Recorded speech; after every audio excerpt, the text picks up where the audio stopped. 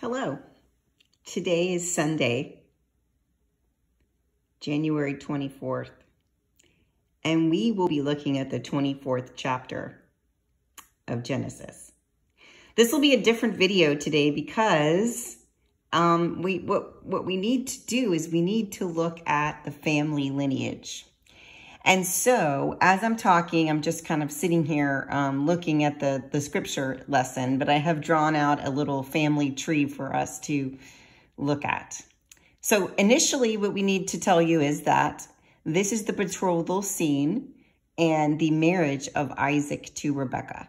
The marriage doesn't happen till towards the end. Of course, this is the Yahweh's voice. You see the word Lord repeated again and again. It's a great story of how Abraham is convinced that he does not want Isaac to marry a woman among the Canaanites, but go back to the land of Ur, to the land I'm from, and find a wife for me.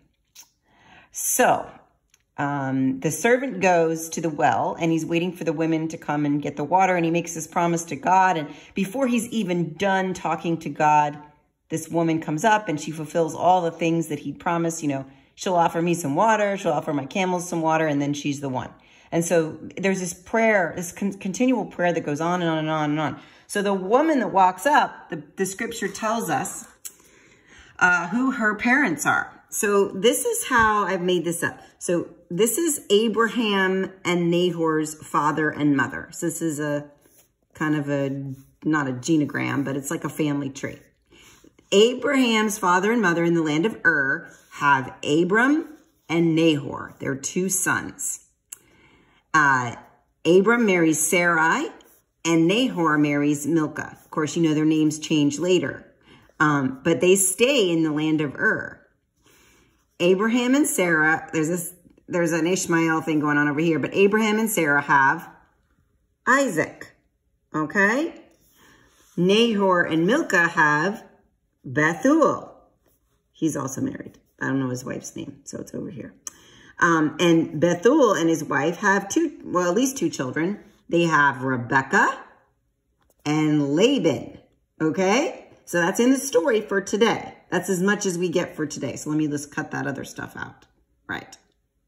So you see that Rebekah and Isaac are actually the second cousins once removed, because this is Isaac's generation is this generation. Of course, Sarah and Abraham are so much older than Nahor and Milcah are when they have children, so that she's Isaac's children's age generation, but they're the same age. Maybe they're the same age. I have no idea. Isaac and Rebekah, they get married at the end of chapter 24. And we know, and I'm going ahead. If you've read Genesis before, you recognize the name Laban, right? Isaac and Rebekah, second cousins once removed, have Jacob and Esau. We always say Jacob and Esau, but it's Esau's born first and then Jacob. And you know the whole controversy. We'll learn about that. That's a great chapter. It's good stories, good stuff.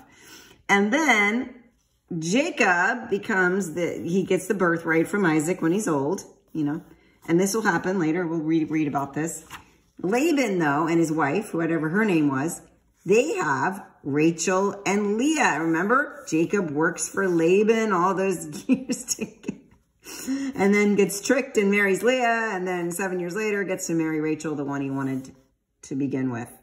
And then between Rachel, Leah, and their two handmaidens and Jacob, they have the 12 tribes of Israel and at least one girl named Dinah or Dina. I don't know how to pronounce it, but people differ on that.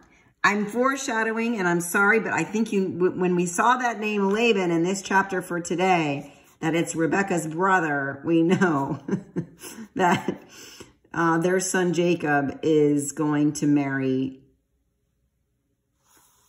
Laban's daughter, Rachel, and Leah, for that matter. So this is a family tree that doesn't spread. It kind of goes in.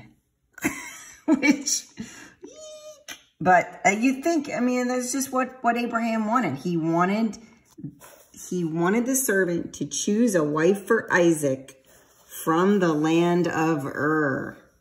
And it just happened to be Nahor and Milcah's granddaughter, Rebekah, who marries raise Isaac. And upon seeing one another, it says in the scripture that, this is a pretty long chapter, but it says in the scripture that Isaac brought her into his mother's Sarah's tent. And he took Rebekah, and she became his wife, and he loved her. So Isaac was comforted after his mother's death. So these two chapters do go together. You need to know that Sarah died before Abraham and that Isaac needed to be comforted after his mother's death, and Rebekah fit the bill. And it's significant that Rebekah went so willingly and Laban supported this, and the servant was concerned about the woman not coming back to the land of the Canaanites with him. But nevertheless, she believed that it was God's will to do that, or God's plan, or the Lord's message, or the Lord's vision. So she went ahead and did it. So that's Abraham and Isaac. That is Rebekah and Isaac. Isaac and Rebekah. Remember the scene at the well, because that's going to become important for the future. God bless you as you go about your day.